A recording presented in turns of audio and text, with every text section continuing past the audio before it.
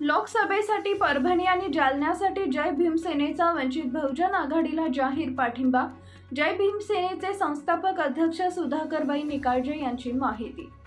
जय भीम सेनेने 3 वर्षात 5,000 लोकांचे संघटन तयार केलं असून अनेक कार्यकर्ते सुधाकरबाई निकाळजे यांनी जय भीम सेनेत जोडलेले आहेत. परभणी आणि जालन्यासाठी लोकसभेसाठी जय भीम सेनेचा वंचित बहुजन आघाडीला पाठिंबा असल्याचं जय भीम सेनेचे संस्थापक अध्यक्ष सुधाकरबाई निकाळजे यांनी आज दिनांक 21 एप्रिल रोजी दुपारी 12 वाजता एका प्रसिद्धीस दिलेल्या पत्रकात म्हटलंय.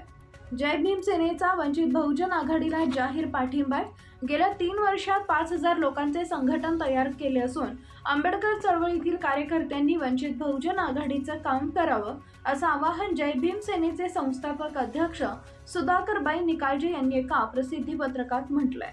भीम सेनेचा पाठिंबा कोणाला येईल यावेळेस? कारण की अनेक कार्यकर्ते संग्राम झाले तुमचे कार्यकर्ते. जालना जिल्ह्यामध्ये जवळपास जय भीम सेनेचं 5,000 कार्यकर्त्याचं संघटन आम्ही 3 वर्षामध्ये उभं केलेलं आहे. हे सर्व जय भीम सेनेचा वंचित बहुजन आघाडीच्या दोन्ही उमेदवारांना आमचा जाहीर पाठिंबा आहे.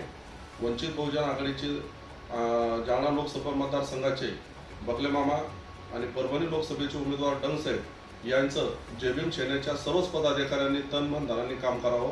बाळासाहेब आंबेडकर यांचे हात बळकट करायचे असेल आणि बाळासाहेब आंबेडकरांना आपल्याला सत्तेमध्ये पोहोचायचं असेल तर जय भीम सेनेचेच पदाधिकारी नाही तर मी जालना जिल्ह्यातल्या तमाम बहुजन व आंबेडकरी चळवळीच्या बौद्ध समाजाच्या कार्यकर्त्यांना व जनतेला विनंती करतो की आपण तन मन धनाने या दोन्ही उमेदवाराचं काम करावं आणि जय भीम सेनेचा आमचा वंचित बहुजन आघाडीला जाहीर पाठिंबा आहे. तन मन धनाने आम्ही दोन्ही उमेदवाराचं काम करत आहोत.